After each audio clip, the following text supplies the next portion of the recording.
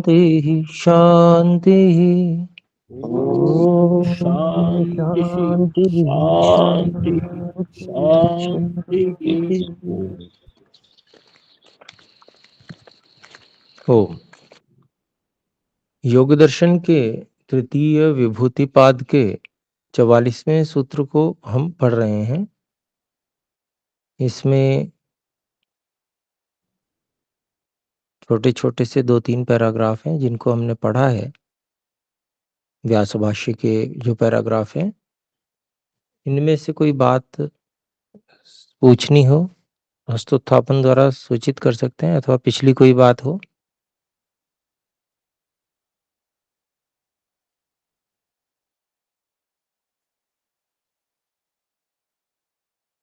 जी, तो ठीक है, हम आगे बढ़ सकते हैं। देखिए, स्थूल स्वरूप सूक्ष्म अन्वय अर्थवत्व संयमात भूतजय, ये सूत्र है। इसमें से स्थूल क्या है वो बता दिया गया। महर्षि व्यास जी इन जो 5 भूतों के रूप हैं, इनकी व्याख्या कर रहे हैं, उनको बता रहे हैं क्या है। तो स्थूल शब्द से जो पार्थिव आदि जो वस्तुएं हैं, उनमें जो आकार आदि धर्म हैं, उन सब सहित, और उनमें जो गुण हैं, उन सब सहित स्थूल शब्द से उनको कहा गया है। जो पार्थिव आदि वस्तुएं पृथ्वी आदि भूतों से बनी हुई हैं, वो स्थूल हो गए। फिर दूसरा स्वरूप बताया है।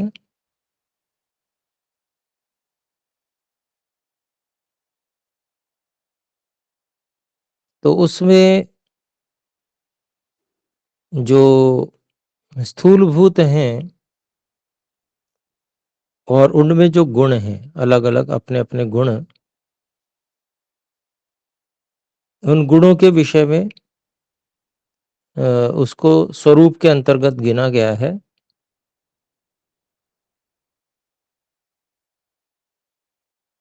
और इसी स्वरूप को और व्याख्या करते हुए महर्षि व्यास जी बताते हैं, द्रव्य क्या है। कि किसी भी वस्तु के सामान्य गुण और विशेष उसमें जो गुण होते हैं, उनका समुदाय जो है वही द्रव्य होता है। और कोई भी द्रव्य 2 प्रकार का है। द्रव्य कहें या उसको हम समूह कह सकते हैं।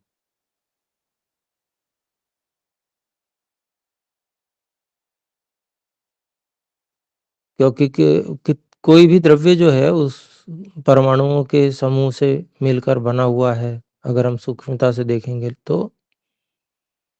लेकिन अगर स्थूलता से देखें तब भी बहुत सारे अवयव स्थूलता में भी दृष्टिगोचर होते हैं। तो मतलब वो अवयवों का समूह है, अवयवी। तो उसके विषय में बताया गया है कि ये समूह जो है 2 प्रकार का है। पहला, ऐसा समूह जिसके अलग अलग जो अवयव हैं वो छुप गए हैं, छुपे हुए अवयवों वाला है, ऐसा समूह है। उसके लिए जैसे उदाहरण दिया, शरीर है। तो शरीर, किसी व्यक्ति का शरीर, तो उसका कोई नाम रख देते हैं, तो अब उसके अवयव ध्यान में नहीं रहते हैं, वो पूरा का पूरा शरीर एक रूप में दिखता है, समझ में आता है। ऐसे ही वृक्ष है, तो वृक्ष कहने से वृक्ष पूरा ध्यान में आता है। तो वृक्ष के जो अवयव हैं, तो बहुत सारे अवयव उसमें, लेकिन वो वृक्ष कहने से वो अवयव छुपे हुए हैं उसमें। जब हम उस दृष्टिकोण से देखेंगे तब वो उसके अवयव भी प्रकट होंगे। ऐसे कोई समूह है, हाथियों का समूह है मान लीजिए, तो या बंदरों का समूह है, या और भी किसी प्रकार का समूह हो सकता है, यूथम कहा है जिसको।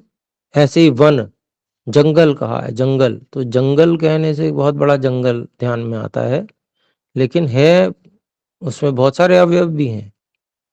जंगल कहने से अवयव जैसे छुप गए हों, ऐसी स्थिति बनती है। फिर दूसरे प्रकार का समूह, पहले प्रकार का समूह तो वो है जिसमें जो अवयव हैं वो छुप से जाते हैं, लेकिन अवयव हैं उसमें। और दूसरे प्रकार का समूह बताते हैं कि जिसमें जो अवयव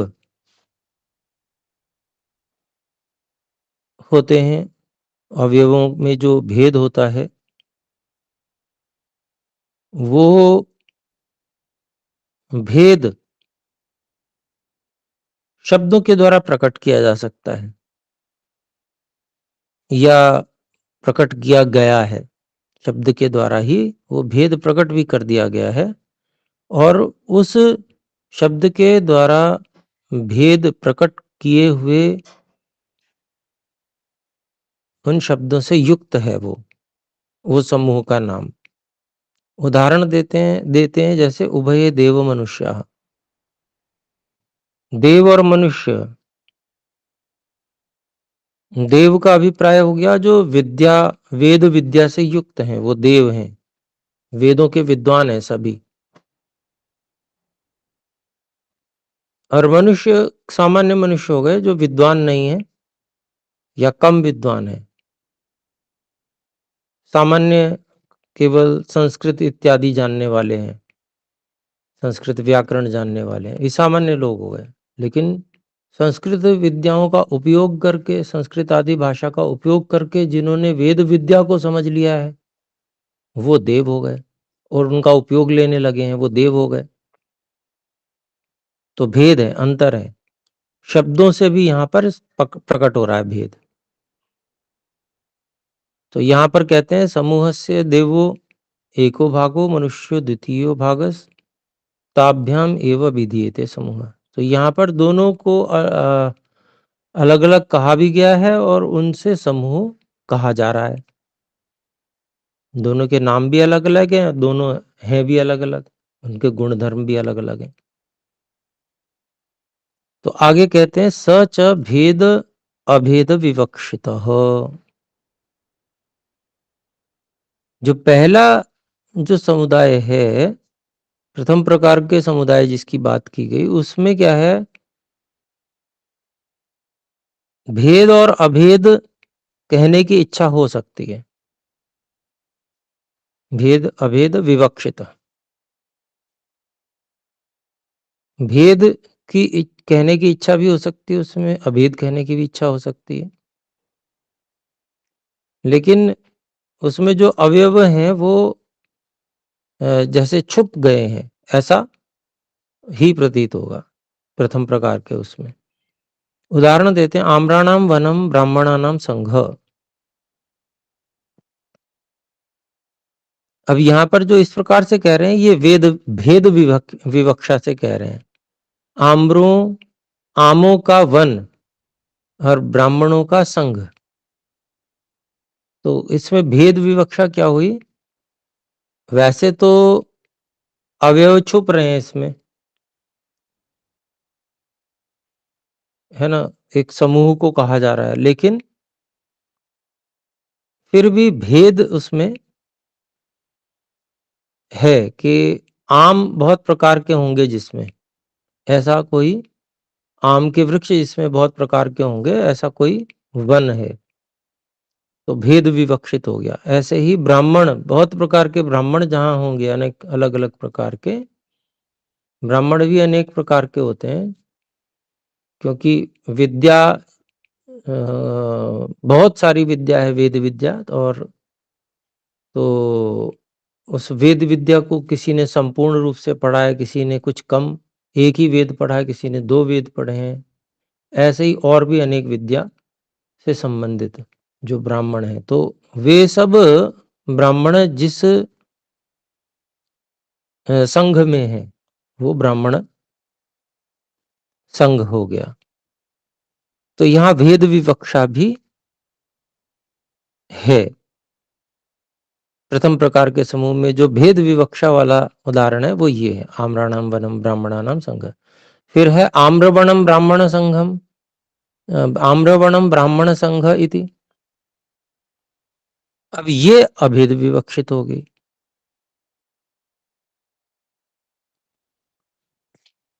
अर्थात एक को हमने समस्त करके बोल दिया तो वहां पर कोई भेद जैसा नहीं दिखेगा, अधिक प्रतीत नहीं होगा। सीधे आम, आम का बाग, आम का जंगल, ब्राह्मण संघ। लेकिन उसी को हम जब विग्रह रूप में कह देंगे तो आम्राणाम वनम, आमों का ये जंगल है। तो यहाँ पर कथन से ही प्रतीत हो रहा है कि आम अनेक प्रकार के इसमें होंगे। ब्राह्मणानाम संघ है तो कथन से ही प्रतीत हो रहा है कि बहुत सारे ब्राह्मणों का अलग अलग प्रकार के ये एक संघ है। लेकिन अभी भी उसमें अवयव जो हैं वो छुपे हुए ही हैं, बहुत ज्यादा उनका विवरण नहीं है।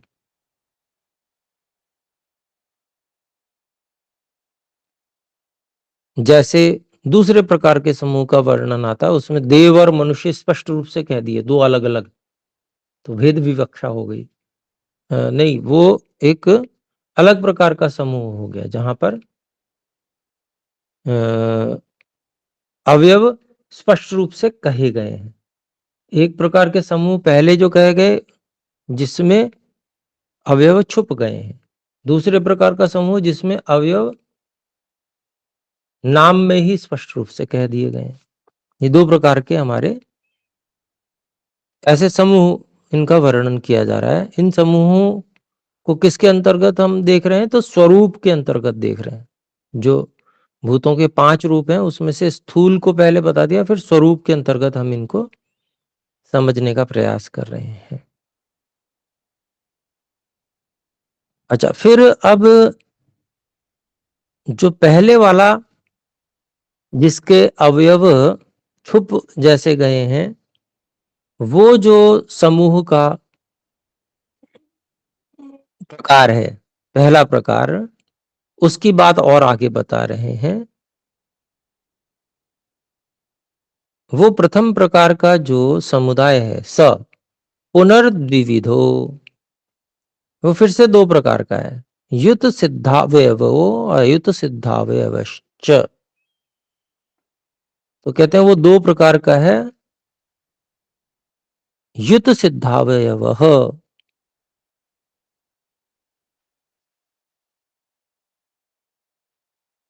तो युत सिद्धावयव का मतलब हुआ जिसके अवयव अलग अलग किए जा सकते हैं।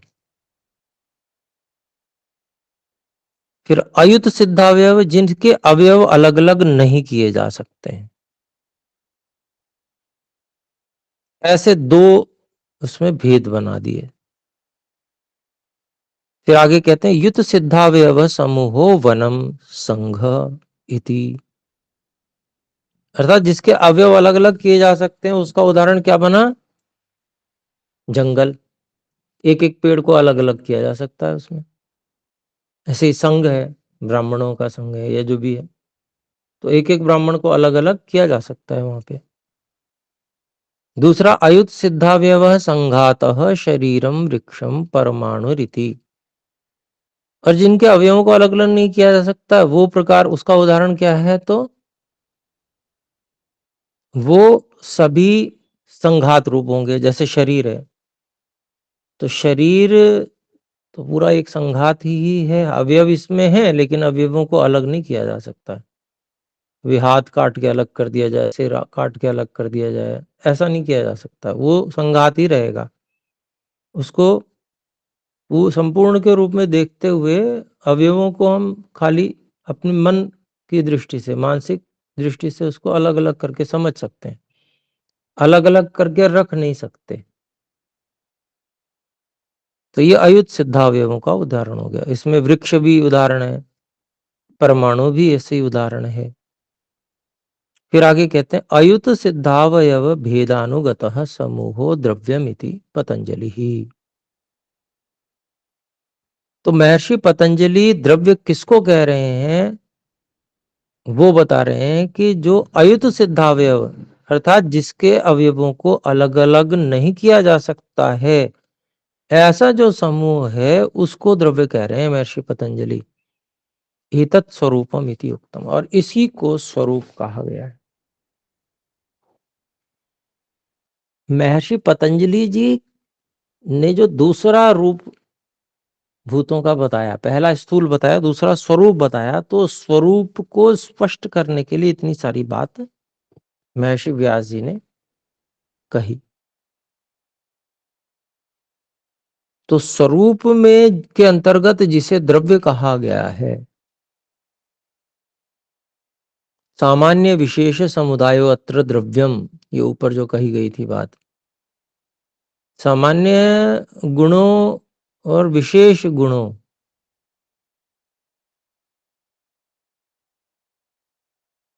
वाला जो समुदाय है, एक वस्तु है, उसको द्रव्य कहते हैं। उसमें भी अनेक प्रकार हो सकते हैं। अवयव छुप गए हैं, जिसके अवयव प्रकट हैं स्पष्ट रूप से, जिसके उनमें भी दो भेद हो सकते हैं। जिनमें अवयव सीधे प्रकट हैं, जैसे देव, मनुष्य इत्यादि, उनको यहाँ पर नहीं गिना जाएगा स्वरूप में। फिर पहले दो करके उसमें से एक को हटा दिया, फिर जो पहला वाला है जिसके अवयव छुप गए हैं, उनमें भी दो प्रकार किए गए कि जिनमें अवयव पृथक किए जा सकते हैं अथवा जिनमें अवयव पृथक नहीं किए जा सकते हैं। तो यहाँ जो स्वरूप कहा जा रहा है, जिनमें अवयव पृथक नहीं किए जा सकते हैं, उनको स्वरूप कहा गया है, वो द्रव्य का है, उसी को द्रव्य कह रहे हैं। उसी को स्वरूप के रूप में महर्षि पतंजलि जी ने कहा है। ये इतना स्पष्टीकरण क्यों आवश्यक है कि एक, हाँ, महर्षि पतंजलि किसको कहना चाह रहे हैं, कहाँ पर हमें संयम करना है, वो हमें ठीक ठीक पता चल सके, उसका स्पष्टीकरण हो। नहीं तो हम पता नहीं कहाँ कहाँ संयम करने लग पड़ेंगे और हमें परिणाम मिलेगा ही नहीं। तो इसलिए ये सारी बातें स्पष्टीकरण की ऋषि व्यास जी ने। आगे कहते हैं अथ किमेषाम सूक्ष्म रूपम। अब तीसरा जो भूतों का रूप है सूक्ष्म, उसकी बात कर रहे हैं।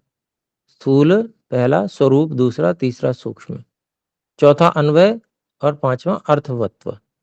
इन पांच जो भूतों के रूप हैं, इनमें संयम करने से भूतजय होता है।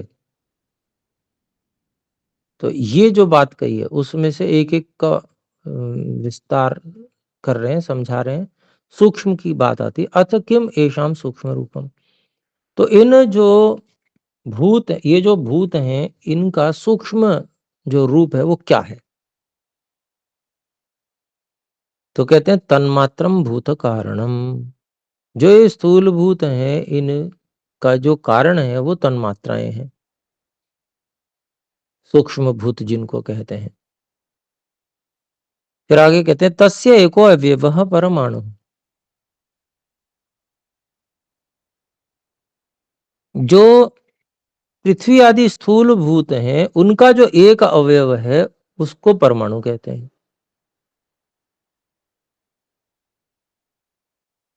फिर आगे कहते हैं सामान्य विशेष आत्मा अयुत सिद्धावयव अभेदानुगतः समुदाय। चाहे परमाणु को ले लें, चाहे तन्मात्राओं को ले लें, दो चीजें बताई। किम कह रहे हैं अथ किम एषाम सूक्ष्म रूपम। भाई इन जो भूतों की बात कर रहे हैं, जिनका, इनके विषय में पांच चीजें बताई हैं, पांच रूप बताए हैं, उनमें जो तीसरा रूप है भूतों का सूक्ष्म, वो क्या है। तो पहली दो बातें बताई, फिर उसके बाद में भूतों का, इन भूतों का जो कारण है वो तन्मात्रा है, सूक्ष्म भूत है। और जो स्थूल भूत हैं, उनका जो एक अवयव है वो परमाणु है। कारण अलग हो गया और एक अवयव अलग हो गया परमाणु। मतलब स्थूल भूतों के जो कारण है वो तो सूक्ष्म भूत है, लेकिन उन्हीं स्थूल भूतों का जो एक अवयव है वो एक एक परमाणु है। यानी कि पृथ्वी भूत का एक अवयव एक परमाणु हो गया, ऐसे ही अन्य जल का एक परमाणु एक अवयव हो गया, ऐसे। फिर कहते हैं सामान्य विशेषात्मा अयुत सिद्धावयव भेदानुगत समुदाय। तो ये जो तन्मात्राएं हैं या और परमाणु हैं,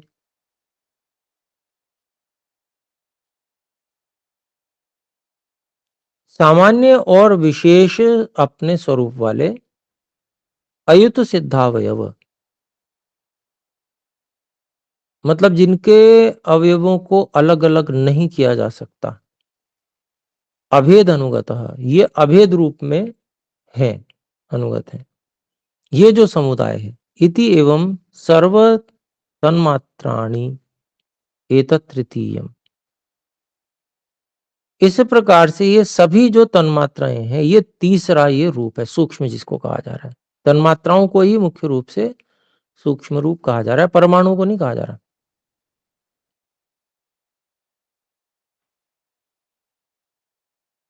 दृष्टि का भेद है। कैसे कि अगर हम एक दृष्टि से देखते हैं तो परमाणु के अवयव को भी अलग अलग नहीं किया जा सकता है सामान्य दृष्टि से,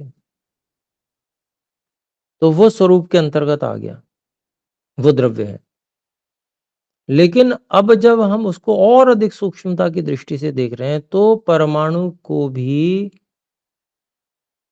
अवयवों में विभक्त किया जा सकता है। उसके जो सूक्ष्म कारण हैं वो हैं तन्मात्राएं। अब हम परमाणु को द्रव्य रूप में नहीं देख रहे हैं, अब हम परमाणु को अलग अलग, इसमें बहुत सारे अवयव हैं इस रूप में उसे देख रहे हैं। तो वहां पर जो सूक्ष्म कारण है वह है तन्मात्रा। प्रत्येक भूत का जो अलग परमाणु है उस अलग परमाणु की अलग अलग अपने अपने जो भूत हैं उनकी तन्मात्राएं हैं। जैसे पृथ्वी भूत है, पृथ्वी का परमाणु है, परमाणु जो बना है वो पृथ्वी तन्मात्र जो गंध तन्मात्रा है उससे मिलकर बना हुआ है। तो जो सूक्ष्म शब्द का प्रयोग किया है महर्षि पतंजलि जी ने वो उस गंध तन्मात्रा के लिए किया है। ऐसे ही अन्य भूतों के जो कारण हैं उनके जो परमाणु अवयव हैं उन परमाणुओं के भी जो कारण अवयव हैं उनको यहाँ पर समझना है सूक्ष्म के रूप में। तो सर्वतरमात्राणी एतत् तृतीयम, ये तीसरा सूक्ष्म जिसको कहा गया है वो ये तन्मात्राएं हैं। गंध तन्मात्रा वो अलग हो गई, ऐसे रस तन्मात्रा, जल के परमाणु को भी हम अगर अलग अलग करके देखते हैं तो उसमें बहुत सारी रस तन्मात्राएं हैं, ऐसे। तो ये सूक्ष्म रूप है। अब आगे कहते हैं अथ भूतानाम चतुर्थम रूपम।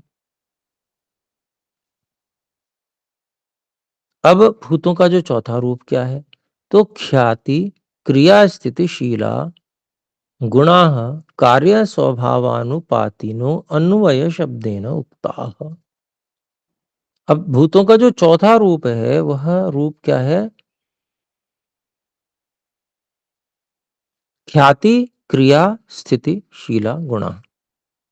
गुण जो है अर्थात जो सूक्ष्म कारण, अत्यंत सूक्ष्म कारण, वो क्या है, प्रकाश है, उनमें क्रिया है और उनमें स्थिति है। मतलब तीन प्रकार की चीजें सर्वत्र जो सूक्ष्म भूत हैं उसमें भी अवश्य देखी जाएंगी, वहां पर मिलेंगी। क्या, प्रकाश मिलेगा, क्रिया मिलेगी, स्थिति मिलेगी।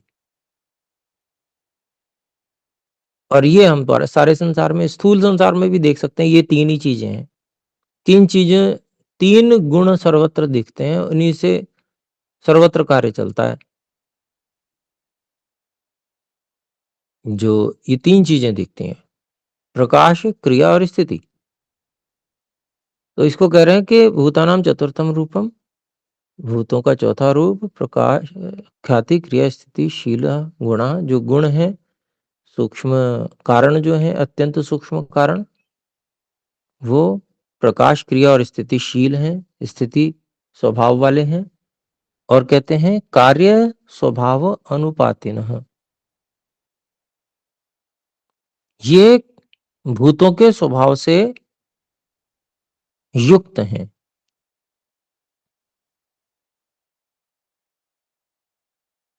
और अन्वय शब्देन उक्ता, इनको अन्वय शब्द से कहा गया है।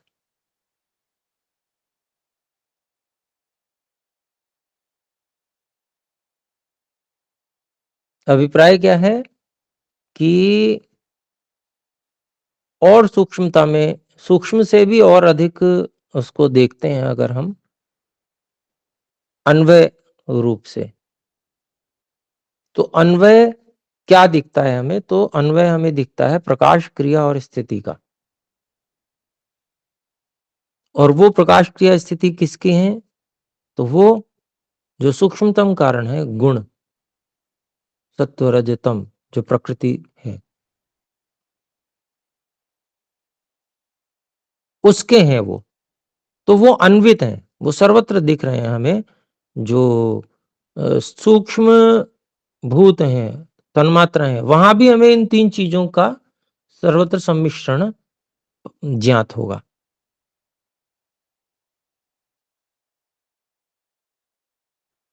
तो अभी तो समय हो गया है, यहां तक रखते हैं केवल। चौथा रूप हमने थोड़ा समझा है, फिर 5वें रूप को हम अगली कक्षा में समझेंगे। ये बहुत सूक्ष्म विषय है, क्योंकि इसमें हमें धारणा, ध्यान, समाधि अर्थात संयम करना है, तो इस विषय को स्पष्ट होना हमारे लिए आवश्यक है। तो थोड़ा-थोड़ा लेकर चल रहे हैं समझते हुए। आइए अभी विराम करते हैं, समझिए, प्रयास कीजिए, नहीं आए समझ में तो अगली कक्षा में पूछिएगा। एक बार ओम का उच्चारण। ओम।